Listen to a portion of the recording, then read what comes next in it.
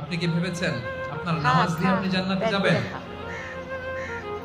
আরে ভয় আপনি পাইস না নে। তাহাজ্জুদ গুজার, সেজদা দিতে দিতে কপালে দাগ ফেলেছেন, এটা আপনারা জান্নাতে নিবে না।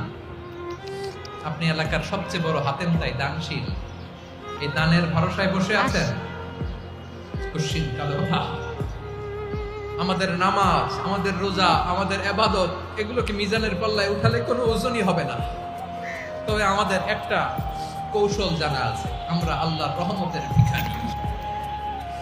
আমরা সেদিন আগেই গুনার স্বীকৃতি দিয়ে দেব। আমরা বলবো, আল্লাহ তুমি প্রশ্ন করার আগে তোমার একটা কথা বলি, আমারে কিছু জিজ্ঞেস করো না, আমি সব করেছি। এমন কোন পাপ নাই যে পাপ আমারে দিয়ে হয় নাই। তোমার রহমত দিয়ে তুমি জান্নাতে পাঠাবা, তোমার দয়ায় জান্নাতে যেতে চাই। আমল দিয়ে পারবেন বলতে?